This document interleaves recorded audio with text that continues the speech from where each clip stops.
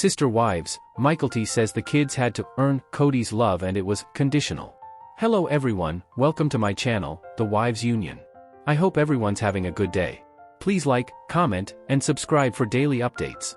Sister Wives, Mykelti Padron says brown kids had to earn Kody's love. Christine backs her with shocking details. For years, Sister Wives depicted Kody Brown as the patriarch, striving to unite his diverse family of 4 wives and 18 children under a single, intricate roof. But now, one of his most outspoken adult children, Mykelti Padron, is shattering that picture. Her recent revelations expose what she says was the real emotional economy inside the Brown household, where, according to her, Kody's love wasn't unconditional. It had to be earned.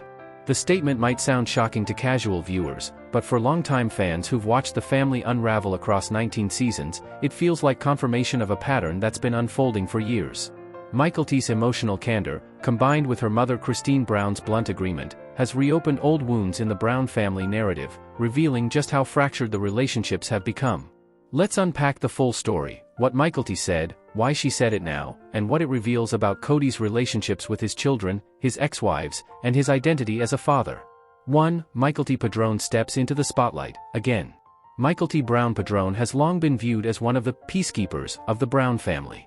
Unlike her siblings Gwendolyn, Paydon, or Aspen, she has often tried to maintain contact with her father even as tensions deepened between Kody and Christine. When Christine divorced Kody in 2021 and moved to Utah, many fans wondered where Mykelti's loyalty would land.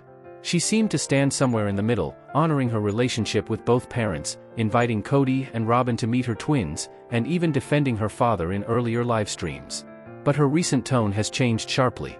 In a tell-all Q&A session shared on Patreon with her mother and stepfather, David Woolley, Mykelti opened up about what she now calls a conditional upbringing. "We had to earn his love," Mykelti admitted. "His love wasn't something that was freely given. It depended on whether we followed what he wanted, whether we respected him in the way he demanded." Those words hit fans like a thunderclap, not only because they came from Mykelti, but because she was once among the few adult Brown children still maintaining a civil bond with Kody. 2. The conditional love claim, what it really means.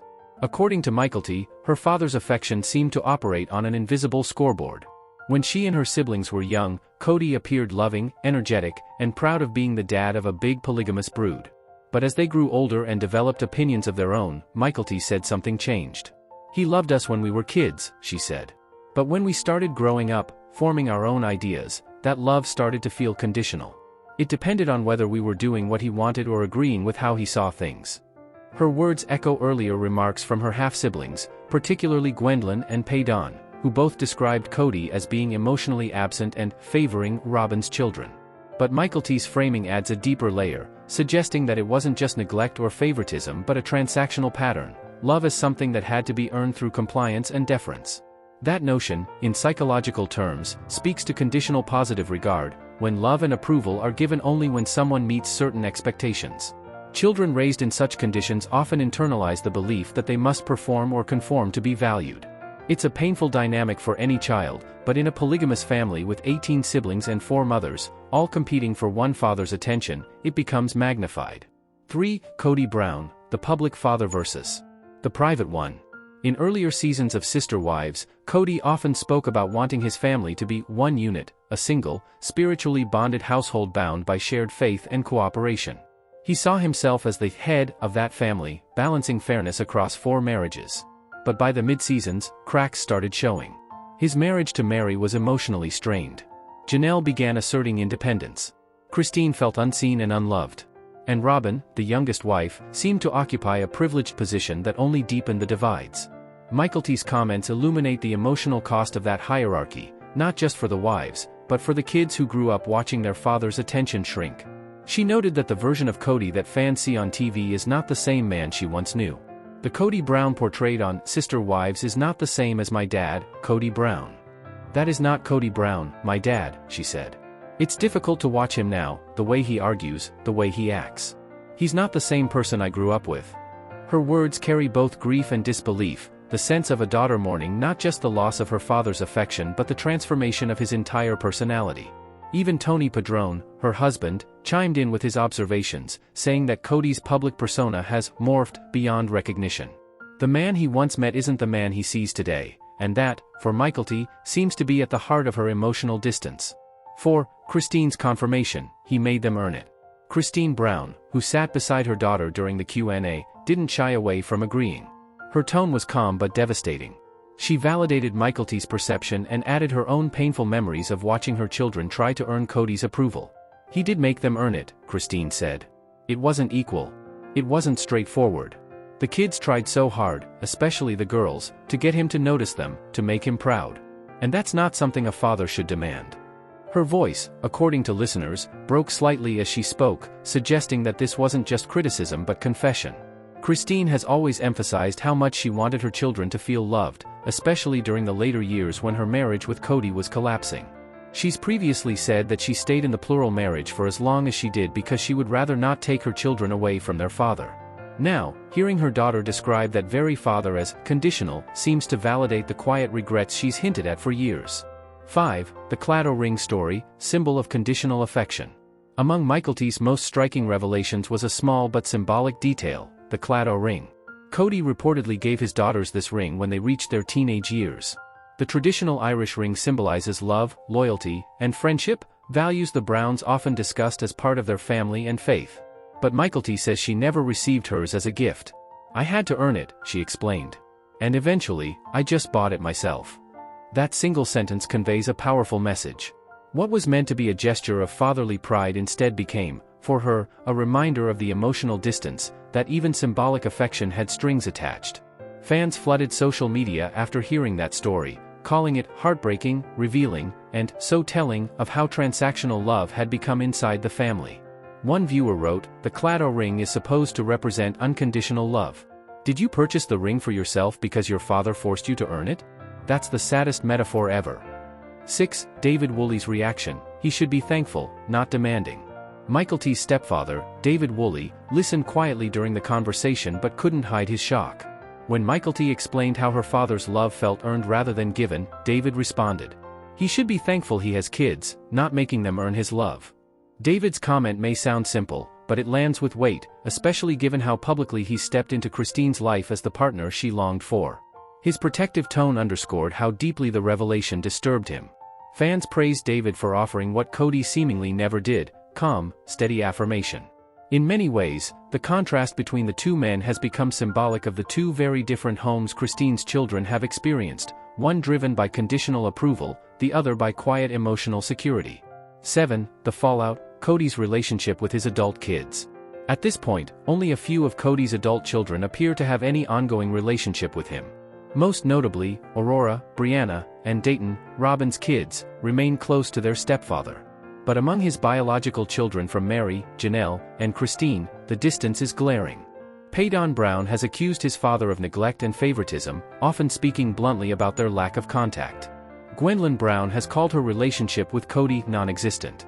Janelle's sons, Garrison and Gabriel, cut off nearly all contact after a heated argument during the pandemic over Kody's rules and priorities. Aspen and Isabel, two of Christine's other daughters, rarely mention their father publicly at all. Now, with Mykelti, one of the last remaining bridges, expressing disillusionment, that fragile connection seems to have snapped too. Her comments imply that even the children who had previously attempted to maintain neutrality have now reached their limit. 8. The emotional cost of earning love. Psychologically, growing up with conditional love can have permanent consequences. It teaches children that affection is contingent, that they must be good enough or obedient to deserve it. In a large, hierarchical family like the Browns, that dynamic likely took root early. Kody often referred to respect as his primary expectation. In Sister Wives, one-on-one specials, he's repeatedly said that some of his kids disrespect him or don't treat him like a father. But as Mykelti's comments highlight, what he calls respect might have been code for submission, doing what he wanted, believing what he believed, and not questioning his authority. That's a dangerous balance in any family, but especially in one where religious obedience and patriarchal structure are foundational. Christine's decision to leave and Janelle's subsequent separation likely forced many of the kids to re-examine what love, respect, and loyalty actually meant in their upbringing.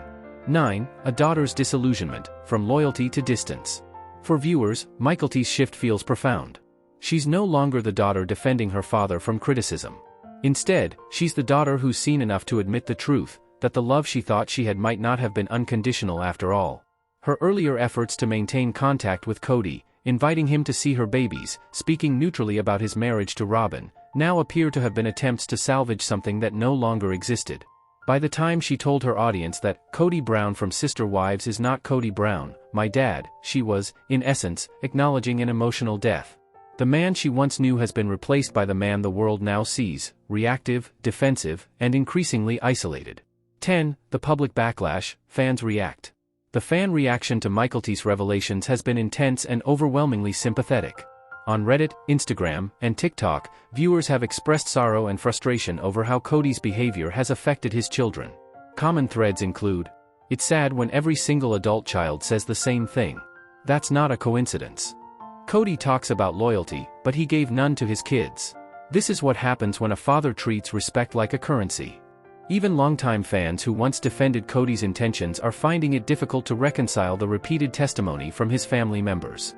The pattern, emotional withdrawal, conditional affection, and favoritism toward Robyn's family, has become too consistent to ignore. 11. Christine's vindication, a mother's perspective. For Christine Brown, this moment may serve as bittersweet validation. When she left Kody, she said her main reason wasn't jealousy or rebellion, it was love. She wanted to model self-worth for her children, to show them that staying in a relationship where you're unseen isn't noble. Now, hearing Mykelti articulate how earned love shaped her childhood, Christine's decision feels prophetic. She's been open about how much lighter, freer, and more peaceful her life with David Woolley has become. That emotional stability seems to have rippled through her children too, giving them space to process their childhood without fear of judgment or reprisal. Her role in this recent conversation wasn't to attack Kody but to confirm her daughter's truth. That alone shows how Christine's approach to parenting, centered on empathy rather than control, stands in stark contrast to Kody's. 12. The bigger picture, what Mykelti's words reveal about power and control. At its core, this isn't just a story about family drama. It's about power, how it's distributed, withheld, and performed. In polygamy, patriarchal authority is often reinforced by spiritual framing. Obedience to the father mirrors obedience to God. When Kody felt his authority slipping, first from his wives, then from his older children, he responded with defensiveness rather than vulnerability. Mykelti's observation that love became conditional points to that very shift. Love turned into leverage. Affection became a tool to regain control. But the more he withheld love, the more his children withdrew, until he was left isolated with only Robyn's immediate family, the one branch of his household that still revolved around him. 13. Where things stand now. Today, Kody's relationship with his older children remains fragile at best. Reports suggest that he rarely contacts most of them, except for family events or production requirements. Mykelti continues to live in Utah with Tony and their 3 children, frequently collaborating with her mother on joint projects and live sessions. She's clearly aligned herself with Christine and David's household emotionally, even if she maintains occasional civility toward Kody and Robyn for the sake of peace. As for Christine and David, they seem to have found joy in creating a new family culture, one based on mutual love, humor, and freedom from hierarchy. Meanwhile, Kody and Robyn remain in Flagstaff, still navigating the aftermath of their family's public implosion, insisting that they were the ones left broken by the disunity of the others. 14. Lessons from the Browns, when love becomes a transaction. The Brown story, for all its fame and controversy, offers a sobering glimpse into what happens when love becomes conditional, when respect replaces compassion, and control replaces connection. Mykelti's testimony reminds viewers that emotional neglect isn't always loud or violent. Occasionally, it's the quiet withholding of approval, the subtle message that you have to earn what should already be yours. For the Brown kids, that message shaped their lives in ways they're only now starting to unpack publicly. In that sense, Mykelti's honesty isn't just another tabloid soundbite, it's part of a larger healing process. By naming what happened, she gives language to the pain that many of her siblings, and even her mother, endured in silence for years. 15. The final word, that's not my dad anymore. When Mykelti said, that Kody Brown is Kody Brown from Sister Wives. That is not Kody Brown, my dad. She drew a line between the man she remembers and the man the world now sees. That distinction, between memory and reality, father and figurehead, captures the tragedy of the Browns better than anything else. Somewhere between the cameras, the marriages, and the crumbling of faith, the real Kody seems to have vanished, at least from the perspective of his children. And perhaps, in speaking her truth, Mykelti isn't just exposing her father's flaws. She's mourning what she lost, and what all of them did, the hope of unconditional love in a family that once promised unity above all else. You are welcome to share any video requests in the comments. I will make a video about it. Stay connected with the Wives Union for all the latest updates, spoilers, and deep dive recaps. See you in the next video. Stay safe and healthy, may God keep you safe. Thanks for watching. Don't forget to turn on the notification bell button for daily updates.